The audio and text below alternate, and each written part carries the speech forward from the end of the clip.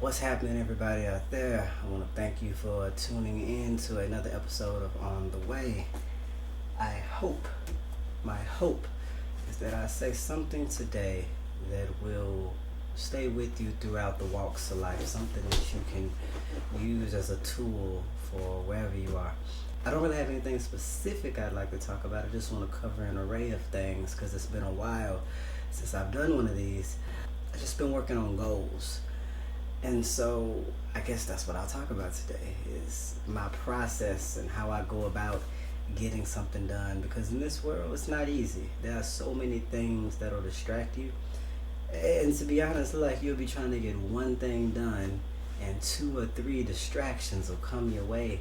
And I just see them like, roadblocks or little potholes on the way to success. And there's going to be those, but you got to drive around and keep going. If you turn around, you're going to join the majority of people who didn't get it done. There's a reason that the room full of successful people is the minority, because a lot of people do give up. A lot of people get to those stumbling blocks, those roadblocks, and they turn around. They think they're doing something wrong. No, I don't think there's any prize worth having without adversity. If it were too easy to get, you wouldn't even appreciate it. It's kind of like when somebody, when, well, I guess when somebody buys you something, you treat it a certain way as opposed to when you worked for it yourself. I'm sorry, I'm watching like something slowly falling. When somebody buys you something, you treat it a certain way as opposed to when you work for it yourself. You learn this as you go through your adolescence to adulthood, because you got to learn the value of $1, and you realize, oh man, like that $300-400 PlayStation, depending on where you're working, that's 2 to 3 days of work, and so you treat it differently when you put in those hours for it, because you remember the labor you did for it, as opposed to somebody just handing it to you.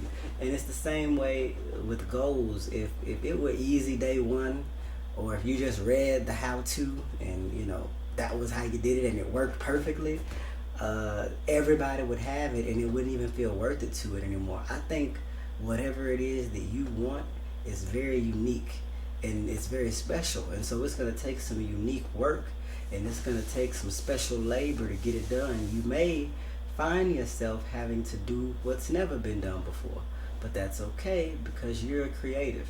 Whether you know it or not, because you were created, there's a creator living inside of you. And I mean that spiritually, and I mean that physically. You have this ability to go make something that we've never seen before. You have this ability to show the world something no one else can, because you're you. No one else has lived your story. No one has had your experiences.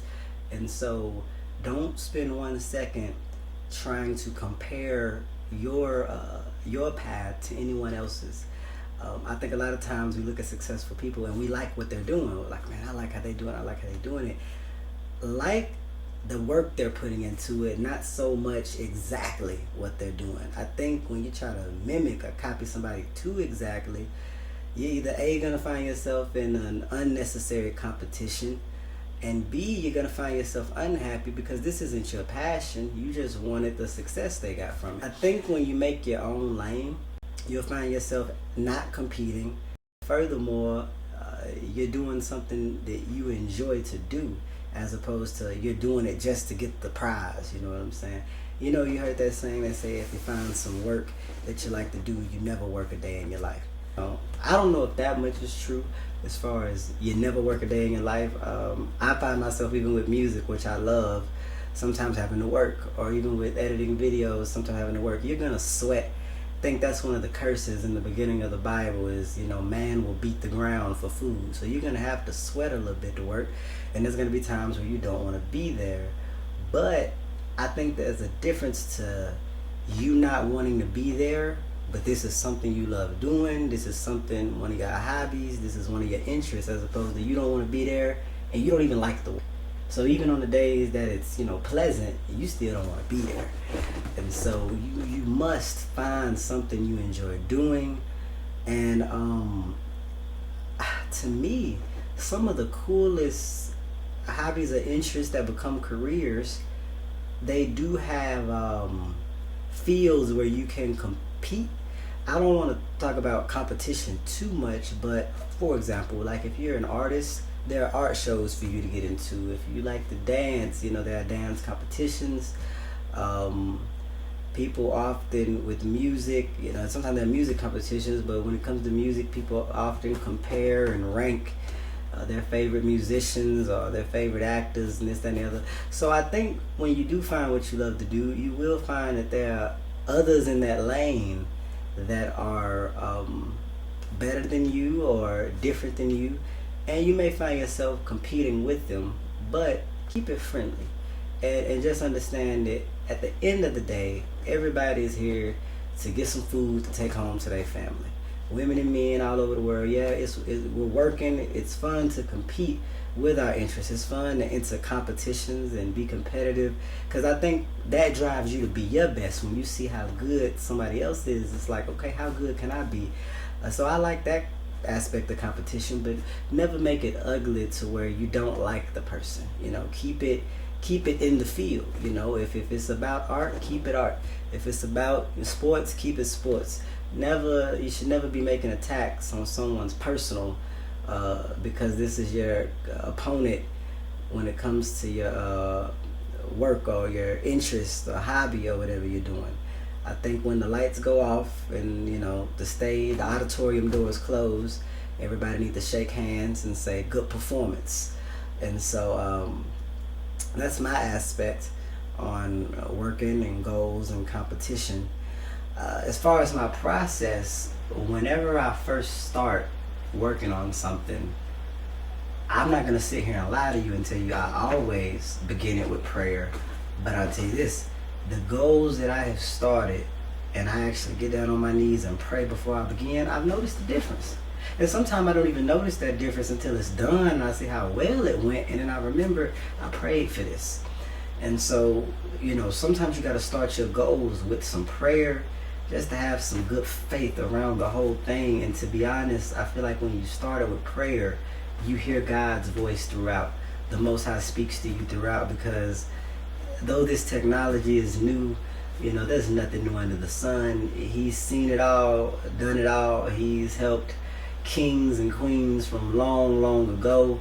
Whatever you're working on, it's not too big for God to bless over it in a major way. And so you gotta ask God for that blessing.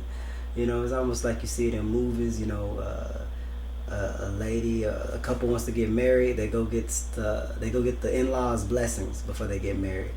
Or a kid wants to go off on a journey, like move to a new town. They want their parents to approve. Some people storm out, but I'm gonna tell you this, using that example, I think if you storm out without your parents' permission, you're gonna find bad karma, and that's vibration sent from Yah, because you didn't get the approval of your superior. You did it on your own accord, as opposed to when you seek their blessing and get that good faith around it. And I feel like things just tend to go better for you when you get that blessing. And to me, it's the same with God. When you don't pray before, it's almost like you didn't even talk to God about it. You just went out and did it. You just ran away. When you seek God beforehand, I'm going to tell you this, sometimes you might get a wave of, don't even go that way. Don't even do that. Try this way. Or try being still.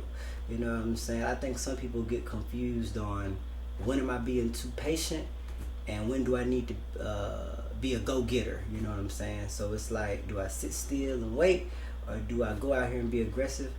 I think when you seek God first, no matter what, He'll let you know what time it is. There is a time to be still and wait. Sometimes things out of your control. There are some things you can't rush, like a garden. No matter what you do today, you can't make that seed grow overnight, so you gotta wait. But then there are some opportunities that, if it's in front of you, you gotta get it now, because it might not be here tomorrow. And I can't think of a good example offhand right now, but you know what I'm talking about. There are opportunities, there are things you got because you was on it. You went, you made a move, and you weren't lazy about it. You attacked, and you were successful. And I think God gives you a nature and an instinct, and you know when to do both. It's like a lion hunting. They crouch down, you know, they're real low in the grass, but then they know when to attack and go back, and that's how you gotta treat it. You gotta know the waves of when to take it easy and when to just go and put all your energy into it. And here's another thing you must understand, how I just said know the waves. Understand that life goes in waves. I mean, even down to, I love talking about God and science, because that's where I find where spirit meets physical, the metaphysics of things. Because even at the smallest proton level, you know, we know light travels in waves. It's a wave, it's a particle, travels in waves. I think the same thing with your day-to-day feelings. You're gonna have days of up, you're gonna have days of down. But, and I heard another man say this, you have to separate your work from how you're feeling. And you have to know when it's like, you have to talk to yourself and say, okay, I might be down today, but XYZ needs to get done. Okay, I'm on my high horse today, but X, Y, and Z still needs to get done. I think a lot of people operate on the, oh, I'm feeling good, I'm gonna do it. I'm not feeling good, I'm not gonna do it. You gotta separate how you feeling from what needs to be done when it comes to working on goals, or you're gonna find yourself half getting stuff done because you only work on days you feel good. And I'm telling you right now, you're not gonna feel good every day, and that's just the way of the world. And so, with that being said, I hope that something that I've spoken to you, and I'm wrapping this up because I don't have much time left. I hope that something I've said today helps you in your walk of life and helps you to stay locked in here. This is what you need to be. You need to be locked in mentally. And if you don't take nothing away from this, hear me when I say this. Talk to yourself, and ultimately talk to God. Whether it be in your head, whether it be in a room alone and you have to speak aloud, let your maker hear your voice, and I promise you, you'll receive answers back. It might not be a answer you hear with your ear.